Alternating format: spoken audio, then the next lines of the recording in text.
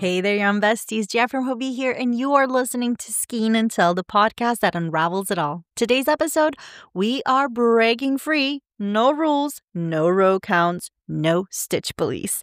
It's time to talk about freestyle knitting and crochet.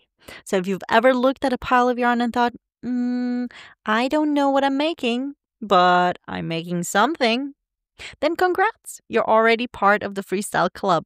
Now, freestyle crafting is all about ditching the pressure of perfection and embracing the wild, weird, and wonky stitches that come from trusting your instincts. So whether you're yarn doodling on a funky hat or intuitively shaping a wearable blob, we've all been there. Today, we're diving into making something totally your own. No fear, no frogging. Well, maybe a little frogging, but no rules, but your own.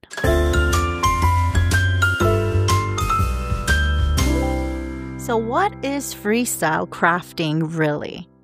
Freestyle crochet and knitting live somewhere between folk art and fiber rebellion.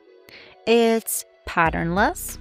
It is spontaneous and sometimes a little chaotic, but it's always full of personality. There's no roadmap here, no PDF, no, you forgot to yarn over on row 12.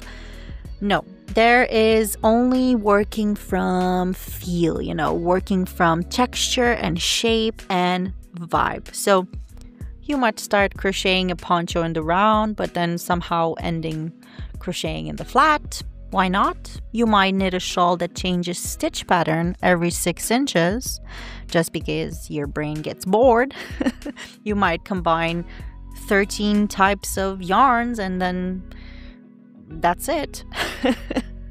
And that is it. It's art, it's playfulness, it's crafting without fear of messing up. And honestly, that is where the magic actually happens. So let's talk about why it matters. Because yes, patterns, don't get me wrong, patterns are wonderful, but they also come with a set of rules, a set of expectations that can definitely feel limiting, especially if you're burnt out, if you are struggling with perfectionism, if you're not feeling inspired to keep going, if you are a beginner and the pattern might seem a little bit too difficult, or if you've started a pattern, you got excited at the beginning and then the excitement just fell out. And now that whip has been sitting in a basket next to the open window and moths are really, really having a fine dine experience with it, because that's my situation right now, by the way. And that is when it could actually be a good option to consider freestyling. Freestyling helps with creative burnout because there's no pressure, there's just play. It helps with confidence because you learn to trust your hands and your intuition. And it also helps with innovation. So a lot of new stitches, a lot of new techniques, and also styles were born out of oopsies. Plus, not all of us want to count. Not all of us want to gauge swatch. Some of us just want to start crocheting a square and then end up with a hat or a bowl or a weird little pouch that we sew onto an old vest. This is a judgment-free zone. So how do you start freestyling without panicking? So here's my 3 tips on how to dip your toes into freestyle fiber fun. Tip number 1 is to start small or on a project that you've kind of given up on. Grab a scrap ball and just make something. Don't worry about the end goal. Just make a shape, a blob, a squiggle, whatever you want. Do not think about what this is going to end up being. Or also grab an old project, that you've kind of given up on. Make a few rows in a different stitch on it.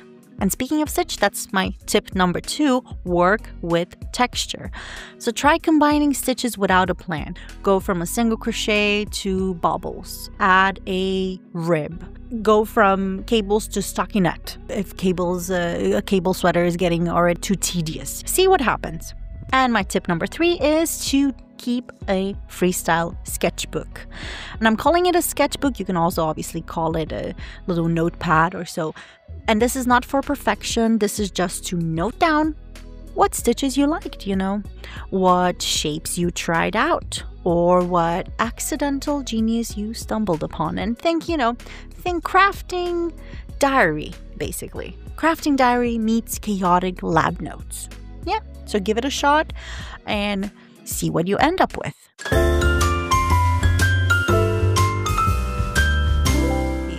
It's Weird Yarn Monday! And today we are diving into a yarn that is quite tropical, I would say. Meet coconut yarn. Yes, the yarn made from hairy husks of coconuts, because apparently in the fiber world, no fruit is safe. We already covered banana fiber yarn. We already covered pineapple yarn. Now we're doing coconut yarn. We also did milk fiber yarn, which basically means that if we crochet or knit with all of these fibers together, we can make a pina colada project. And yes, that was the worst joke I ever made. You don't have to laugh. It's fine. I'm not laughing. So let's go back to coconuts. All right, so coconut core is a fibrous material between kind of like the outer shell and the inner fruit of the coconut. You've probably seen it in doormats. You've seen it maybe even in scrubbing brushes. But crafty rebels decided, hey, what if we also made yarn out of this? And now here we are. So let's break it down. Rough, rustic, scratchier than all yarns you could never imagine. This yarn is definitely not for cozy, couch snuggles. It's more of a tough love kind of fiber. Think exfoliating while you stitch. Imagine making yourself a pair of socks, though. Sleep with them overnight, and then in the morning you wake up with fresh feet. Okay. All right. Okay. All right, let's get serious here. It's a super durable, actually mold resistant and biodegradable yarn. So while you probably don't want to make, like I said, a baby blanket with it, you could probably crochet a really, really beautiful plant hanger, or a rugged market tote bag, or the chicest zero-waste scrubby pad your sink has ever seen. So coconut yarn is a waste, not want, not icon. It turns what would normally be a coconut trash into coconut treasure, And since it's naturally tough, no plastic blends are actually needed. So what would I use this for? I mean, like I mentioned, of course, you can make a beautiful plant hanger, a nice scrubby pad for your sink, but also macrame. Macrame is the way to go. Outdoor decor, because it holds up and, like we said, mold resistant. So if it rains or it gets wet or moisty, it's totally fine. Coasters, placemats, even bath scrubbies. Actually, I really, really think it could make also a great cat scratcher. Imagine making yourself making your kitty a nice little scratching pole out of it. Use it everywhere where you need that scrubby texture. So there you have it. Coconut yarn. The exfoliator overachiever of the fiber world. Not soft, not cuddly, but wildly sustainable and totally fabulous if you're feeling bold and extra. So if you've ever looked at a coconut and thought, yarn? I mean, you're not alone. Maybe next week we're going to cover yarn made from fermented soybeans. I'm just joking. Or am I?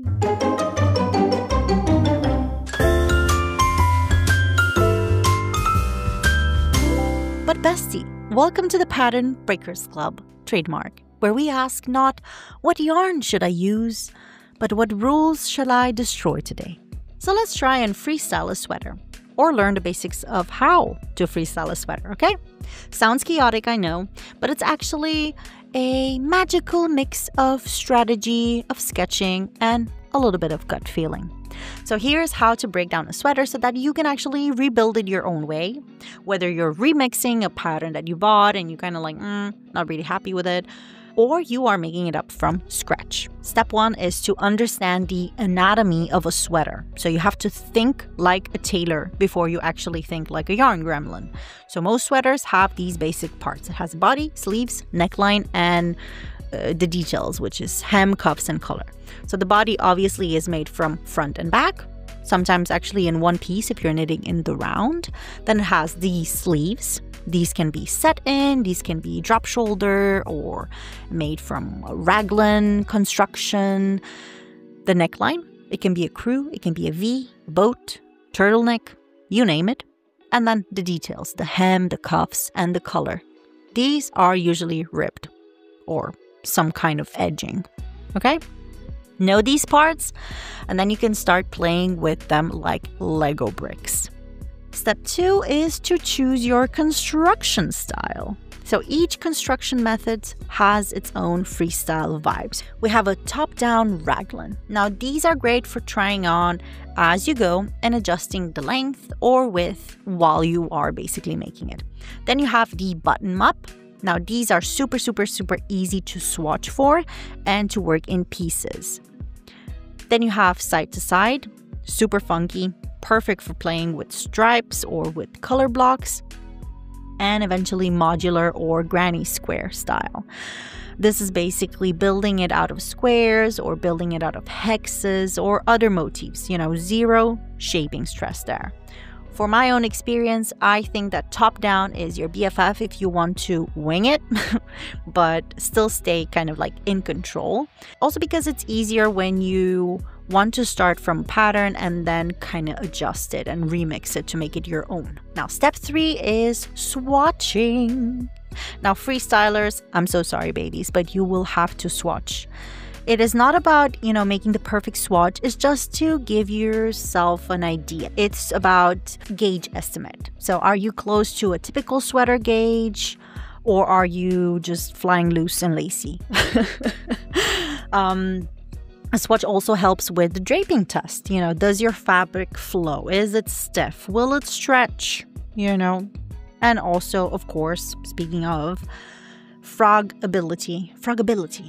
Is it frogable? Can you easily undo and redo? Or is this, yarn a diva? Swatching gives you actually freedom later. It's like tuning your instrument, before you go jamming. And if you've made a sweater using a specific type of yarn before, then you are already ahead of the game. But if you're thinking about using a yarn that you haven't before, then it's a good idea to swatch. Step 4 is grab a garment blueprint. So find a sweater you love in your closet, online. Take some key measurement. Measure the bust or the chest. Measure the sleeve length. Measure the armhole depth. Obviously the overall length and the neck width. This gives you a template to follow while you're still leaving some room for chaos. Think of it as jazz improv, but with yarn. Step 5 is to plan your big moments. So ask yourself stuff like, do I want this sweater to be cropped? Do I want this sweater to be oversized? Do I want this sweater to be fitted? Stitches. Do I want plain stitches? Do I want this sweater to look like a classic sweater? Do I want it to have a lot of texture? Do I want it to be made with lace yarn so that it's extremely drapey? Do I want to make color work? Do I want a combo of different things? Do I want cables? That's also something you have to also consider. Where do I want my eyes to go? So when somebody sees your sweater or when you look at yourself in the mirror, where do you want your eye to go? Do you want it to go to the stripes or the texture, bubbles, to cables? These are all super attention grabbers, right? And if you don't have an idea where you want to start, just start simple. And you don't have to freestyle everything. You know, you can pick 1 or 2 elements to make your own. So you can start with a sweater that you already have bought a pattern for, and or that you've tried before already and you've done before, and then just adding your funky little details here, you know, a funky sleeve, or make it in a completely different stitch pattern. And then step 6 is math, but you know, gentle math. So use a basic sweater formula or a pattern, like I said, that you like.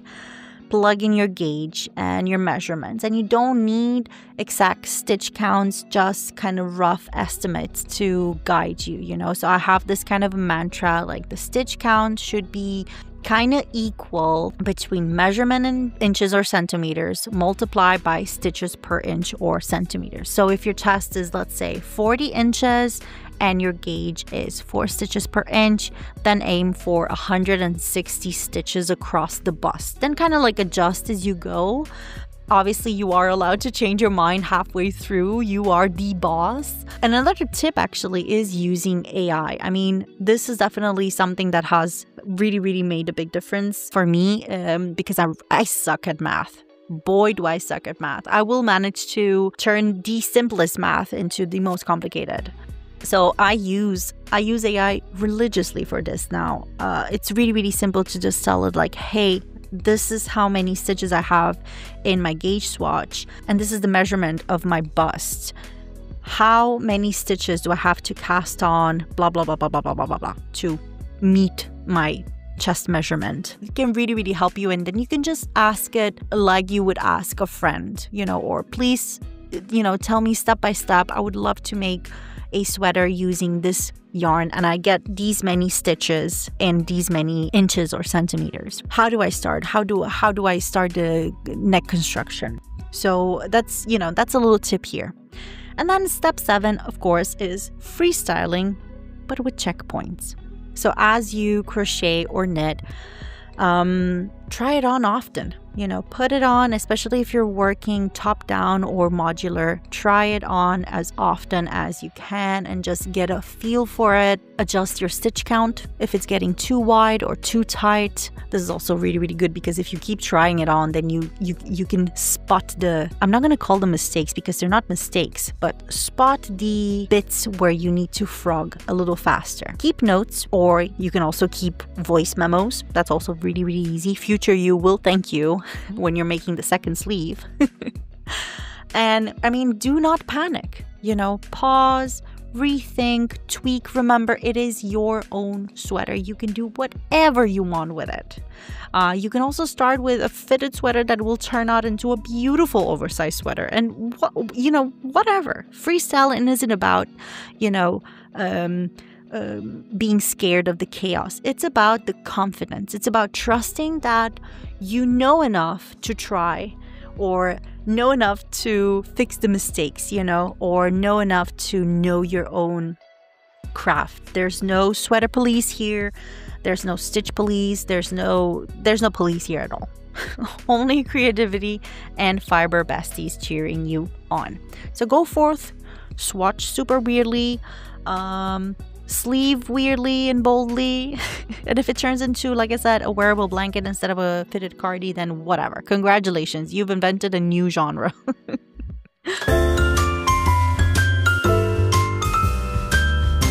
Now we interrupt this episode to bring you What's Trending. Buckle up, bestie, because we are diving into the hottest, coziest, and sometimes strangest trends sweeping the yarn world right now.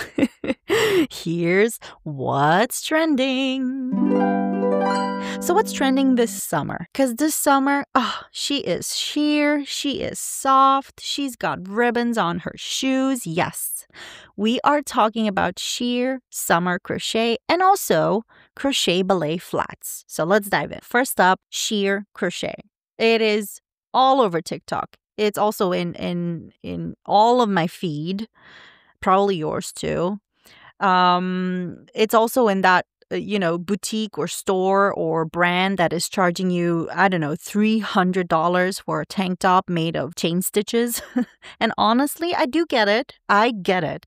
The vibe this season is basically negative space, baby.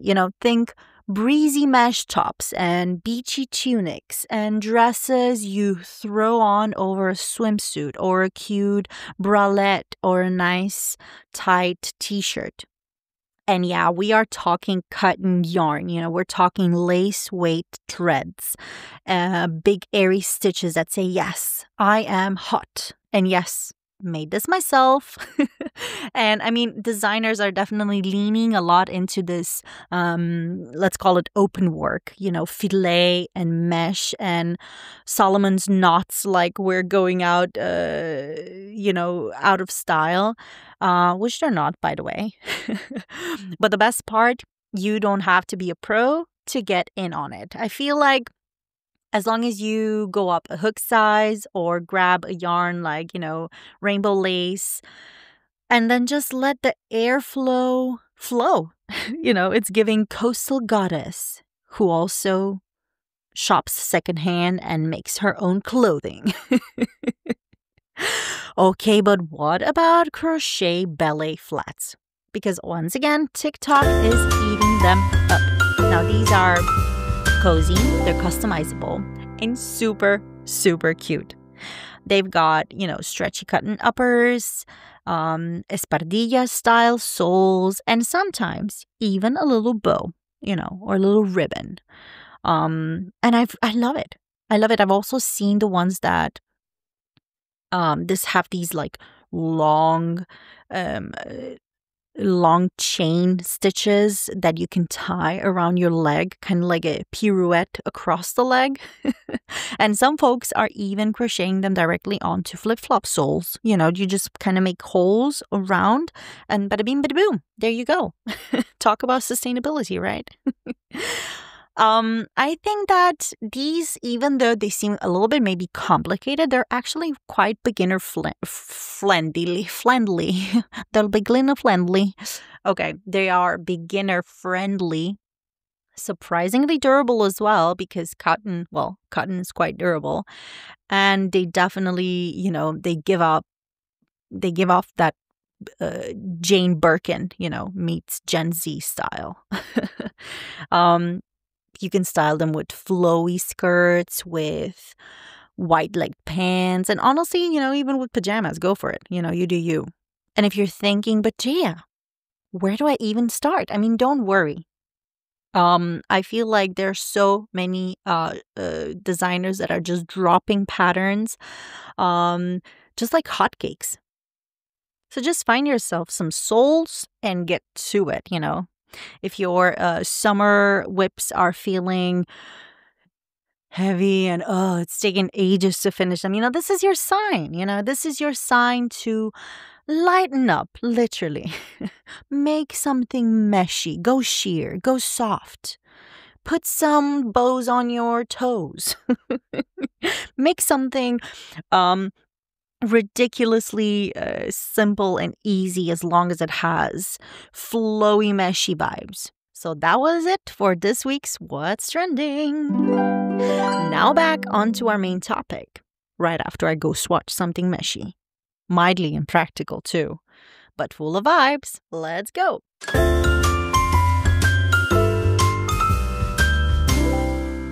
Now, bestie, you know that I love an example.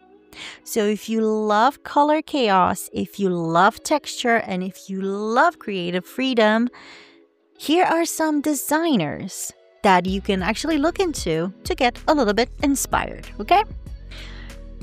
Starting off with Lindsay Deegan. Now, I stumbled across Lindsay's work, I could say fairly recently, and because I am a huge fan of Katie Jones's work. So I was actually looking into more designers that would have that, mixture of bold textures and funky colors. And wow, I felt like Lindsay is everything about that. She has the irregular holes, unexpected silhouettes, sculptural knitwear, beautiful work. She also released this pattern back in 2021. It's called the Baby Eyes sweater and vest, because it's kind of both.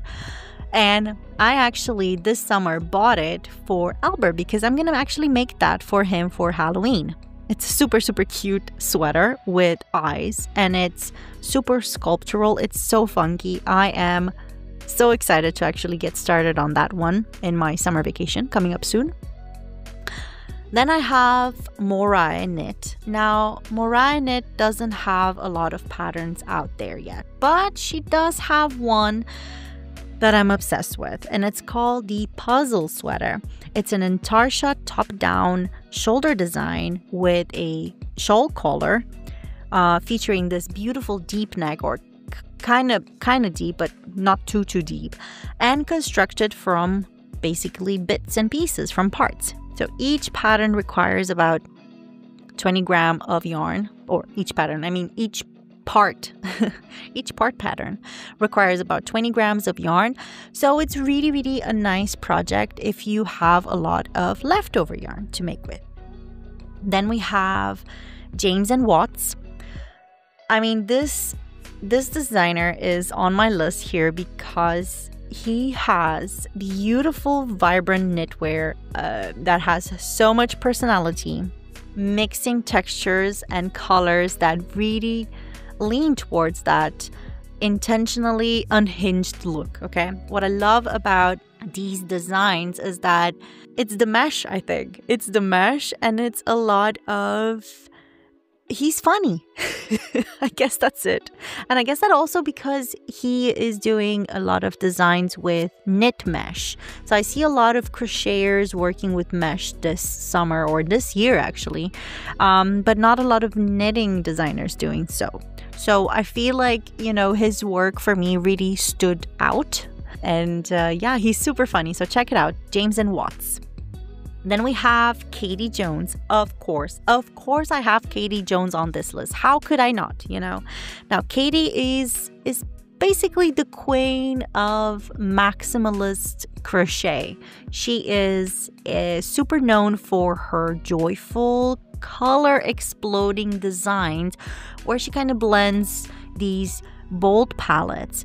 She blends these playful textures and very vintage kind of inspired silhouettes into handmade pieces that are, you know, as wearable as they are quite artful.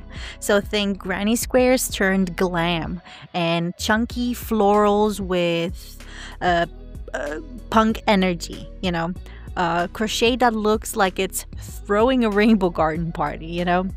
Her work is basically what happens to DIY when DIY meets, you know, high fashion, I would say. And I'm really obsessed with her work, and also obsessed with her as a person. You know, the first design I made from her was the No Shades of Grey cardigan. It was a part of a super fun cal from about, I would say, almost 2 years ago-ish, maybe 3, maybe 2. And you can still download that pattern from the Hobbii site, where we feature other patterns of hers. So check it out. Check it out. She is a sunshine of a person. She will be on the show, I believe, in next season. So I'm excited for that, and for you to meet her. And last but not least, I have on my little list here Läkebaga. Now, for my last inspo, I chose Läkebaga because living in Scandinavia, how could I not be, you know, crazy about her work? You know, when she launched her first book, she made a huge bang with it.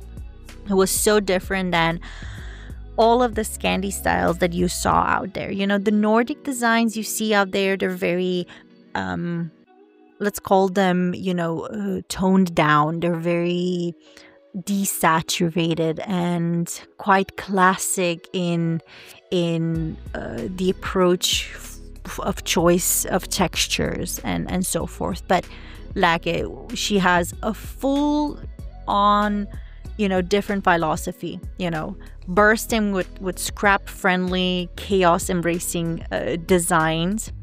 You can think asymmetrical shapes, and she plays a lot with texture And she puts a lot of emphasis on crafting with what you have. So whatever you have at home, let's just get started. Let's do it. And also, I love the way she is connecting the yarn. She has a specific kind of knot she makes to connect the yarn, the different yarns together. And she leaves the knots in, knots invisible, like full-on punk. Super beautiful. No perfectionism allowed. And these designers share the love of stepping outside of the box, using yarn to create vibrant, expressive pieces. Freestyling is quite ancestral. It is quite instinctual. We got this in our DNA. So do not be scared to give it a go. The more you do, the easier it gets. You'll start recognizing your signature stitch combination, or you'll start designing intuitively with shape and tension, and you will get a really, really big boost in confidence. Freestyle crafting becomes not just a style, but a mindset. One where you let go of the rules, you get curious about the process, you remember that every mistake is just another stitch on the journey. And you don't need to be a designer, you don't need approval, you just need to start on something. So whether you're a total beginner or a seasonal stitcher looking to shake things up, I hope today's episode gave you the permission you didn't need. You are allowed to make weird stuff. You are allowed to make beautiful stuff, blob-shaped stuff, patternless, chaotic, chic, joyful fiber art. Go for it. Go forth, freestyle. Let your hooks, let your needles lead the way. No map required. If you love this episode, share it with your other yarn besties. Tag me in your freestyle project using hashtag Skein and Tell or hashtag Hobbii podcast, or leave a review or a comment to help more rebels find our cozy corner of the crafting world. Until next time, keep your stitches wild and your yarns tangled just a little bit. Okay, love you, bestie. Bye!